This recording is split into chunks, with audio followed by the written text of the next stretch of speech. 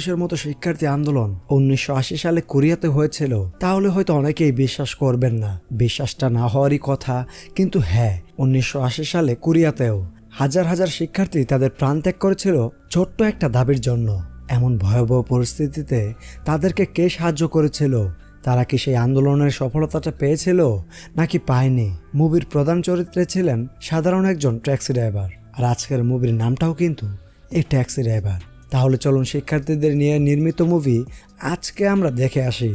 আমরা কিম নামের একজন ট্যাক্সি ড্রাইভারকে দেখতে পাই, যে সাউথ কোরিয়ার সোল নামে একটি শহরে থাকত। তার পরিবার বলতে তার একটি 11 বছরের মেয়ে আছে, যার নাম ছিল ইয়ন জং। সে এবং তার মেয়ে মিলে একটি বাসায় ভাড়া থাকত, আর তাদের পরিবারের অবস্থা খুব একটা ভালো ছিল না, যার কারণে বিগত 4 মাস ধরে কিম বাড়ি ভাড়া দিতে পারেনি। এমনকি মাঝে মাঝে সে তার মেয়ের দরকারি জিনিসগুলো কিনে দিতে পারত না। একদিন রাতে সে গাড়ি চালিয়ে বাসায় ফেরার পর তার মেয়ের মাথায় আঘাতের চিহ্ন সে দেখতে পায়। এটি দেখে সে বুঝতে পারে এই কাজটি তার বাড়ির মালিকের বাচ্চা ছেলেটা করেছে, আর সে এই ব্যাপারে বাড়ির মালিকের সাথে কথা বলতে গিয়ে জানতে পারে কিমের মেয়েও বাড়ির মালিকের ছেলেকে মেরেছে, আর বাড়ির মালিকের ছেলের কপালে একটি আঘাতের চিহ্ন ছিল। বাড়ির মালিক তখন কিমকে বলে, তোমার উচিত তোমার মেয়েকে একটু ভালো করে শাসন করা। তুমি সারাদিন কাজে ব্যস্ত থাকো, যার ফলে তোমার মেয়েকে তুমি ভালো করে সময় দিতে পারো না। তোমার উচিত তোমার মেয়ের সাথে বেশি করে সময় কাটানো। তুমি আমাকে বিগত 4 মাসের বাড়ি ভাড়া দাওনি, আর তোমাকে এখন খুব তাড়াতাড়ি টাকাটা পরিশোধ করতে হবে। বাড়ির মালিকের কথা শুনে কিম নিজের ঘরে চলে যায়।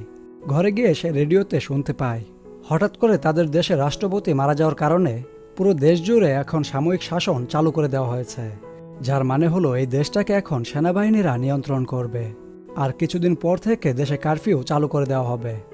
যে কারণে সমস্ত স্কুল, কলেজ, অফিস, আদালত সবকিছুই বন্ধ থাকবে। এ কথা শুনে কিম চিন্তায় পড়ে যায়, কারণ যতদিন এই কারফিউ বা হরতাল চলবে ততদিন সে ট্যাক্সি চালিয়ে একটি টাকাও রোজগার করতে পারবে না। কিন্তু তার বাসা ভাড়া দিতে হবে এবং তার মেয়ের জন্য ভালো জুতো কিনে দিতে হবে। সে ভাবতে থাকে এত কিছু সে কিভাবে ম্যানেজ করবে। অন্যদিকে জাপানের একটি প্রেস ক্লাব দেখানো হয়, যেখানে ওই দেশের সমস্ত সাংবাদিক সময় কাটাতে আসতো। এরপর সেই ক্লাবে আমরা পিটার নামের একজন জার্মান রিপোর্টারকে দেখতে পাই। সে গত 8 বছর ধরে জাপানে বসবাস করছে। তারপর সে তার কিছু বন্ধু বান্ধবের সাথে দেখা করে, যেখানে তার বন্ধুরা তাকে বলে সাউথ কোরিয়াতে একটি দাঙ্গা হচ্ছে, শহরের ইউনিভার্সিটির ছাত্ররা আন্দোলন করছে। সে এসব কথা শুনে পরের দিন সাউথ কোরিয়ার সোল শহরে পৌঁছে যায়। সেখানে পিটার লি নামের একজন রিপোর্টারের সাথে দেখা করে, যে তাকে আরও কিছু তথ্য দেয়। সে বলে এই দাঙ্গার জন্য গুয়াংজু নামে এক শহরের অবস্থা এখন খুবই বাজে, এবং এই ঘটনাটা দুনিয়া থেকে লুকানো হচ্ছে। টিভি চ্যানেলে সেই খবরগুলোই দেখানো হচ্ছে, যে খবরগুলো দেশের সরকার দেখাতে চাচ্ছে। এর পরের সিনে আমরা কিমকে দেখতে পাই, যে তার বন্ধুদের সাথে বসে খাবার খাচ্ছিল। তখন সে তার বন্ধুর কাছে সাহায্য চায়, কারণ সে যেন তার বাড়ি ভাড়া দিতে পারে।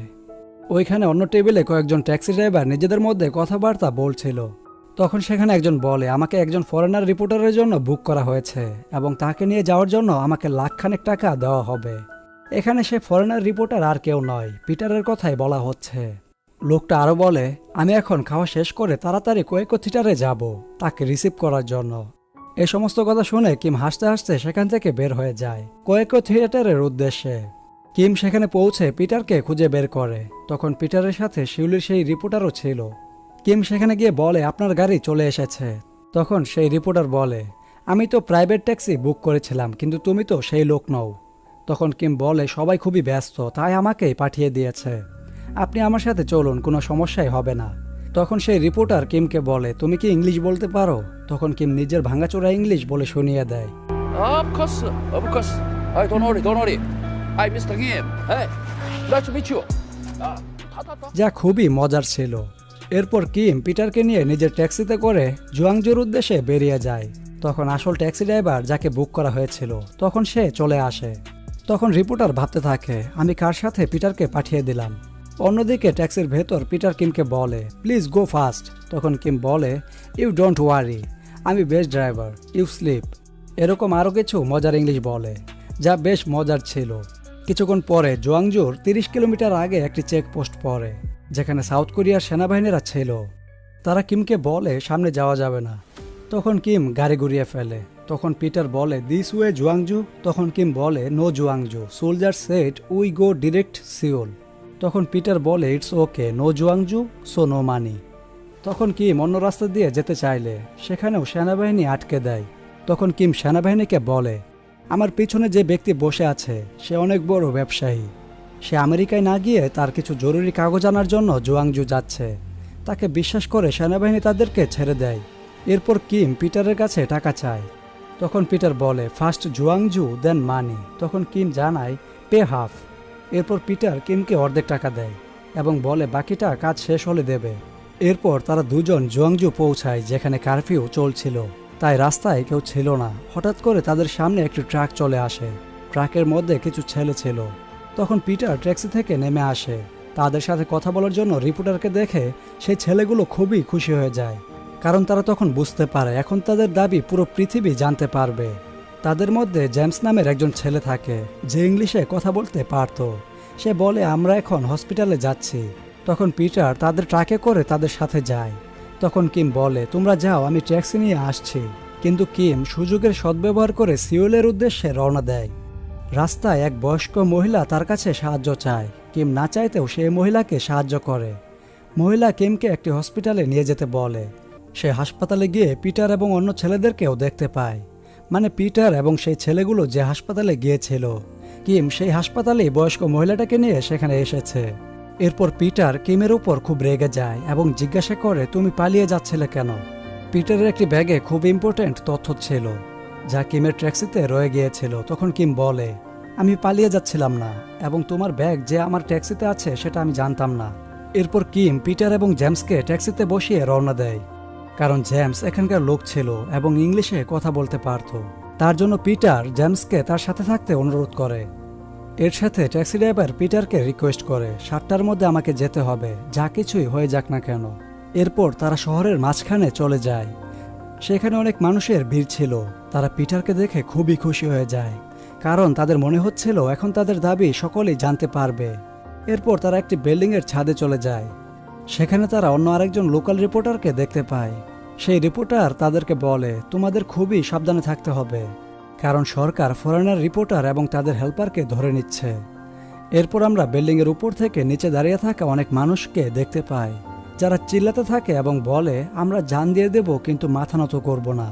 তখনই সেনাবাহিনীরা গুলি করা শুরু করে দেয়, যাতে করে ভিড় কমে যায় এবং মানুষজনও সেখান থেকে পালিয়ে যায়। তখন পিটার বলে, আমাদেরকে নিচে গিয়ে রেকর্ডিং করতে হবে। এরপর তারা সবাই নিচে যায়। সেখানে ভিড়ের মধ্যে গিয়ে রেকর্ডিং করতে থাকে। এরপর পরিস্থিতি আরও খারাপ হয়ে যায়, যেখানে বিপরীত দলের পুলিশ নর্মাল পোশাকে চলে আসে এবং দূর থেকে পিটারকে রেকর্ড করতে দেখে ফেলে। তাই তারা সেখান থেকে খুবই দ্রুত পালিয়ে যায়। জেমসকে রাস্তায় নামিয়ে দিয়ে তাড়াতাড়ি সিউলের উদ্দেশ্যে রওনা হয়। তখন কিমের ট্যাক্সি কাজ করা বন্ধ করে দেয় এবং তাদেরকে ডেভিড নামের লোকাল ট্যাক্সি ড্রাইভার সাহায্য করে। এরপর সে টিমের ট্যাক্সিটিকে মেকানিকের কাছে নিয়ে যায়। মেকানিক জানায় ট্যাক্সি ঠিক করতে 2 ঘন্টা সময় লেগে যাবে। কিম যত তাড়াতাড়ি সম্ভব সিউলে পৌঁছাতে চাচ্ছিল, কারণ তার বাড়িতে 11 বছরের মেয়ে একা ছিল। কিমকে চিন্তায় দেখে পিটার মনে করে কিমের হয়তো টাকার প্রয়োজন, তাই সে কিমকে টাকা দিতে চায়।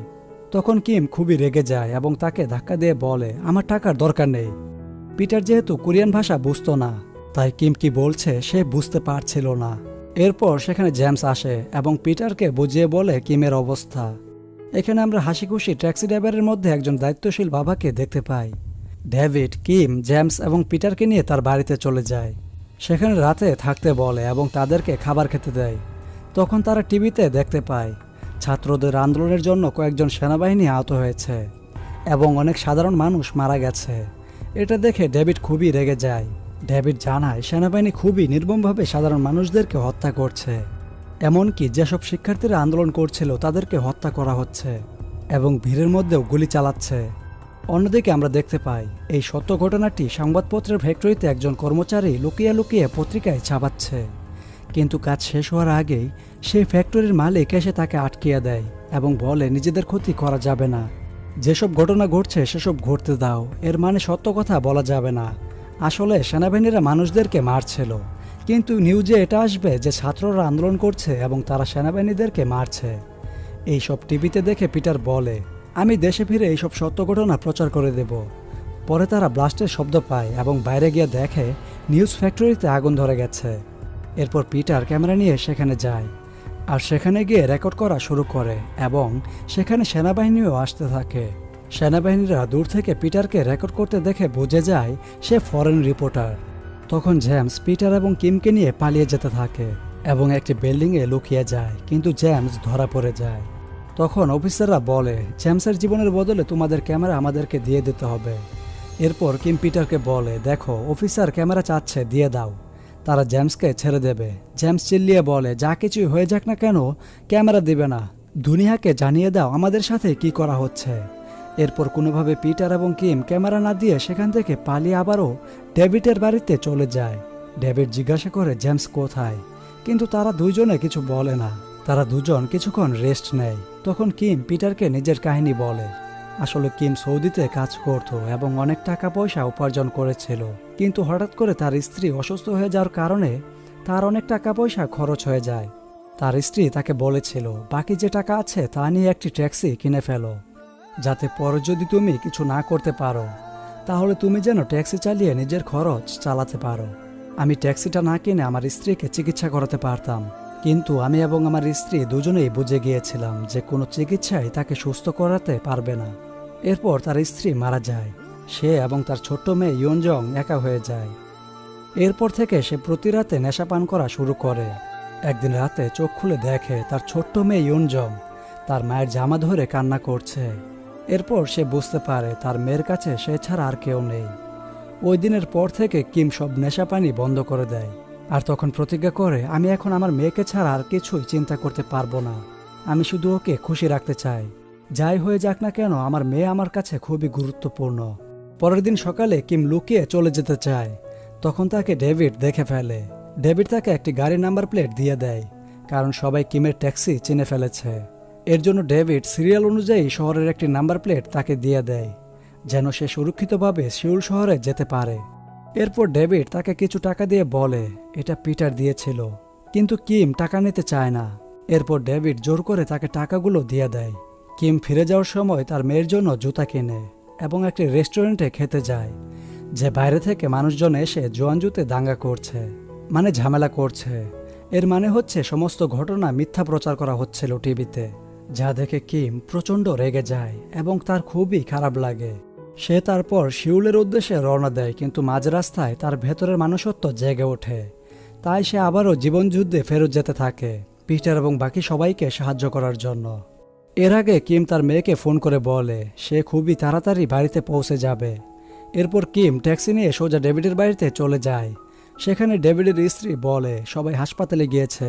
কিম হাসপাতালে গিয়ে দেখে সবাই খুবই গুরুতরভাবে আহত।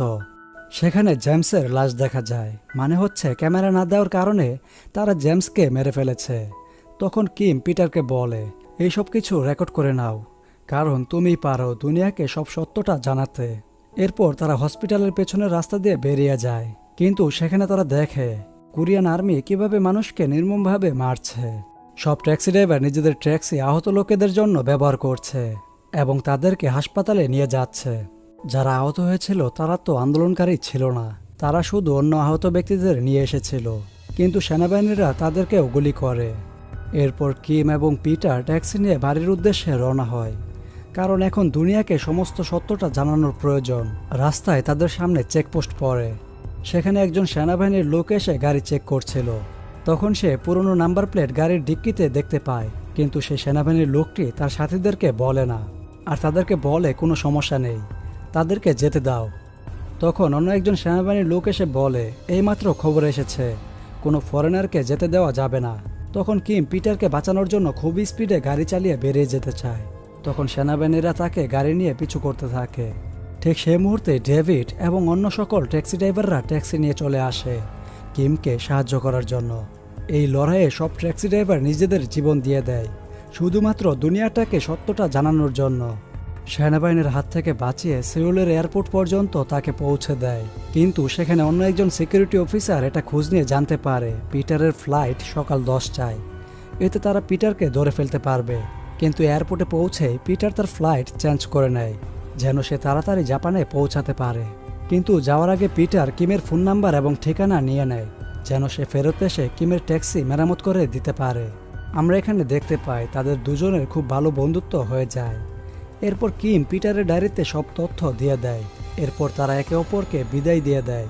কিম তার নিজের বাড়িতে ফেরত আসে আর তার মেয়ের সাথে দেখা করে। অপরদিকে পিটার জাপানে পৌঁছে এই রেকর্ডিং তার সহকারীদেরকে দিয়ে দেয়, যার কারণে সব সত্যটা সারা দুনিয়া জেনে ফেলে। কিছুদিন পর আবারও সাউথ কোরিয়াতে ফিরে আসে। সে কিমের খোঁজ করতে থাকে। কিম যে ঠিকানা এবং ফোন নাম্বার দিয়েছিল সেই জায়গায় কিম নামে কেউ ছিল না। কিম তার নাম এবং নাম্বার ভুল দিয়েছিল, তার মানে সে সাহায্য করে তার নাম না বলেই চলে গেছে। এরপর সাল 2003-এ একটি কনফারেন্সে সবাইকে বলছিল সে 1980 সালে কি দেখেছিল এবং তাকে একজন বাহাদুর ট্যাক্সি ড্রাইভার কিভাবে সাহায্য করেছিল। সে বলে, আমি তার সাথে আবারও দেখা করতে চাই, আশা করি আমাদের একদিন দেখা হবে। এই খবর কিম পেপারে দেখে বলে, আমিও তোমার সাথে দেখা করতে চাই, কিন্তু আমার মনে হয় আমি শুধু তোমাকে পেপারেই দেখতে পাবো। এই জায়গায় মুভিটি শেষ হয়ে যায়। এরপর আমরা আসল পিটারকে দেখতে পাই, যেখানে একটি ফুটেজ ছিল। সেখানে পিটার বলেছিল, আমি কিমের সাথে দেখা করতে চাই এবং তার সাথে পুরো শহর ঘুরে দেখতে চাই। এখন প্রশ্ন হলো, জুয়াংজু শহরে কেন আন্দোলন হচ্ছিল? আসলে জুয়াংজু বিশ্ববিদ্যালয়ে ঠিকমতো পড়ানো হচ্ছিল না, তাই ছাত্ররা আন্দোলন করছিল। কিন্তু সেই দেশের সরকার না বুঝেই সেখানে মার্শাল ল চালু করে দেয়। এই লয়ের মতে মিলিটারি সেখানে যা খুশি তাই করতে পারে। এর জন্য মিলিটারি সবাইকে মারা শুরু করে দেয়, যার কারণে পুরো শহরে কারফিউ চালু হয়ে যায়। এই ঘটনা থামার কোনো নামই ছিল না। এক কথায় জুয়াংজুর লোকেরা চাচ্ছিল সবাইকে জানাতে, কিন্তু মিলিটারিরা এই তথ্য চাপা দিয়ে সবাইকে জানাচ্ছিল যে জুয়াংজুয়ের লোকেরা মিলিটারির উপরেই হামলা করেছে এবং অনেক মিলিটারি মারা গিয়েছে। কিন্তু আসলে এর উল্টোটা হয়েছিল। সেই মুহূর্তে পিটার কিমের ট্যাক্সিতে করে সেই শহরে যায় এবং সমস্ত ঘটনা রেকর্ড করে। অনেক বিপদ পাড়ি দিয়ে ফেরত আসে এবং সমস্ত ঘটনা টেলিকাস্ট করে দেয়। কিন্তু মাঝ রাস্তায় কিম এবং পিটারের বন্ধুত্বের বিদায় ঘটে। কিন্তু বিদায় দেওয়ার সময় নিজের নাম ঠিকানা সবই ভুল দেয়, যার কারণে পিটার কিমকে খুঁজে পায় না। 2016-তে পিটার মারা যায় এবং ইতিহাসে এই কাহিনী হিস্ট্রিক্যাল মিস্ট্রি হয়ে থেকে যায়। ট্যাক্সি ড্রাইভার আসলে কে ছিল? এই মুভিটি একটি সত্য কাহিনীর উপর ভিত্তি করে নির্মাণ করা হয়েছে। এটি একটি অসাধারণ মুভি, কিন্তু খুবই গভীর ছাপ ফেলে যায়। আশা করি মুভির গল্পটি আপনাদের হৃদয় ছুঁয়েছে। আমি ধন্যবাদ জানাবো এমডি মাসুম ভাইকে, যিনি এই ট্যাক্সি ড্রাইভার মুভিটি সাজেস্ট করেছেন। যদি ভিডিওটি ভালো লেগে থাকে তাহলে অবশ্যই লাইক করবেন, পাশাপাশি কমেন্ট করে আপনাদের মতামত জানিয়ে দিবেন এবং অবশ্যই চ্যানেলে নতুন হয়ে থাকলে সাবস্ক্রাইব করে বেল বাটনটি চালু করে দিবেন, যাতে করে এরকম আরও অনেক সুন্দর ভিডিও আপনারা দেখতে পারেন। ধন্যবাদ সম্পূর্ণ দেখার জন্য। দেখা হবে অন্য কোনো ভিডিও নিয়ে। ততক্ষণ অবধি ভালো থাকবেন। আল্লাহ হাফেজ।